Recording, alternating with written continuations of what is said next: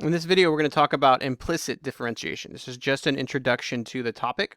So what we've been using is explicit differentiation. If we have 3x squared, we'd get y prime equals 6x. We can explicitly take the derivative. But when we have equations like this, try and solve it for y so that you can take the derivative. I'll give you a minute or two. So hit pause. In fact, you can take 10 minutes if you want. Just hit pause and try solving it. All right, so either you did or you didn't solve it, but you can't. That's the key. So what we need is another method. And so we can think of this as this form right here. So we're replacing the y with an f of x. So we end up with a sort of composite function. And we're going to now use a method called implicit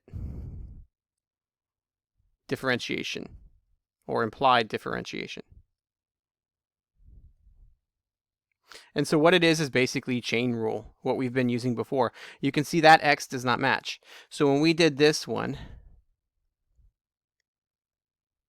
you can see that the x's are the same. They match. So we can take this explicitly. Where this one, they don't match. That's an f and that's an x. So we have to apply chain rule.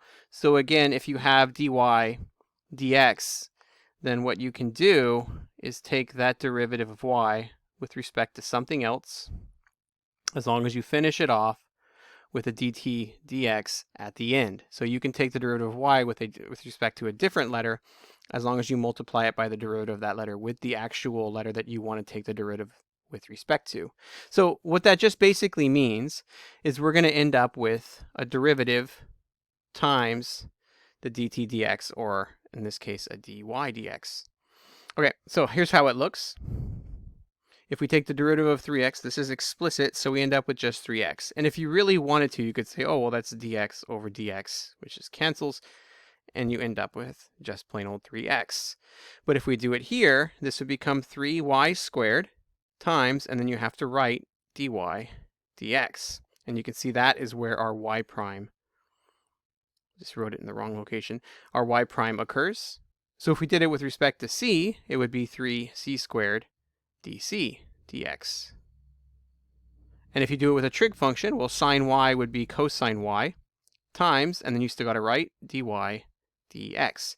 And so I like using c prime and y prime. It's your personal preference on what you want to put at the end. So you can put dy dx, or you can put y prime. You could put dc dx. You got to put c prime. Just if you do write these primes, you've got to remember that this is respect to whatever letter we took the derivative of. So y prime would have a dx on the bottom, c prime would also have a dx on the bottom, and so on. Now if you use a constant, constants are still 0. So it doesn't matter, it just becomes 0. Okay, so we're going to do it is both ways, the old way and the new way. So first we're going to solve for y. So we get 2y equals negative 3x plus 10, divide by 2, divide by 2, divide by 2, and we get y equals negative 3/2 x plus 5. So we solved. Now we can take our derivative. So y prime is equal to negative 3/2. And now we have our derivative. We have our dy dx. So you can see the letter matches. That's a dx. We took the derivative with respect to x. There you have it. And we are still getting our dy dx. It's sitting right here. Okay, now let's take it implicitly. So we're not going to even solve. We'll leave it alone. But we're going to take the derivative with respect to x. So we end up with just 3, because that's explicit. If you want to write dx after it, go ahead. And the next one would be 2, because it's a y, but it's a y, not an x. So we have to write dy dx. And the last one is a constant, so it just becomes 0. So for my personal preference, I like y prime. So I'm going to convert it back. And then solve. So 2y prime equals negative 3.